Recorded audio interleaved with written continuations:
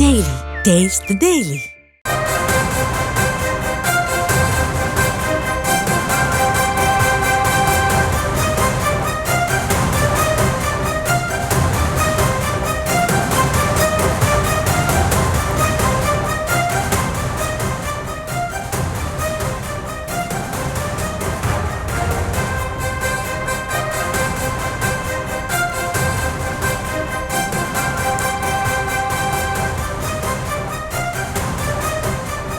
அண்மைச் செய்தி.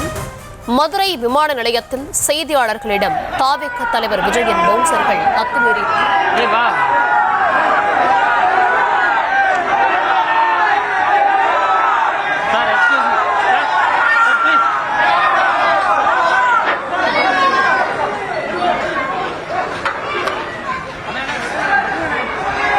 கொஞ்சம் முன்னாடி எக்கா கொஞ்சம் தள்ளிக்க போ, முன்னாடி போ.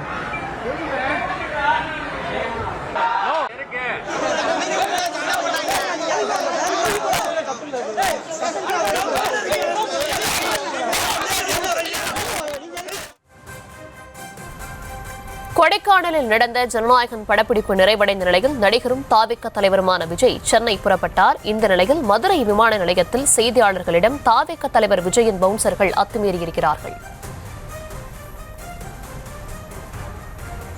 விவரங்களை தர இருக்கிறார் செய்தியாளர் விக்னேஷ். விக்னேஷ், என்ன நடந்தது? முழு விவரங்களை வழங்கலாம்.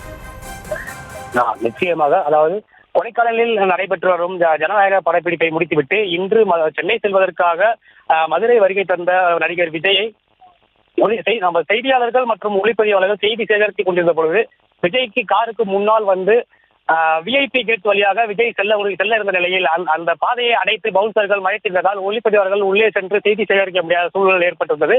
இதை பவுன்சர்கள் தடுத்து நிறுத்திய போது ஒளிப்பதிவாளர்களுக்கும் விஜயின் பவுன்சர்களுக்கும் வாக்குவாதம் ஏற்பட்டது. அதைத் தொடர்ந்து விஜயின் பவுன்சர்கள் அத்துமீறலில் ஈடுபட்டு மற்றொரு தொலைக்காட்சியின் ஒளிப்பதிவாளரை கீழே தள்ளிவிட்டதால் பரபரப்பு ஏற்பட்டு மீண்டும் அனைத்து ஒளிப்பதிவாளர்களும் பவுன்சரிடம் வாக்குவாதத்தில் ஈடுபட்டதால் சற்று பரபரப்பு ஏற்பட்டது.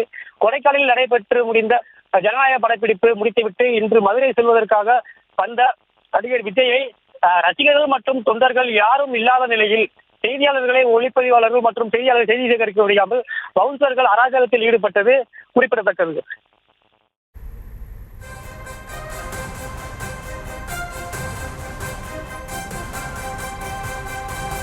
விவரங்களுக்கு நன்றி.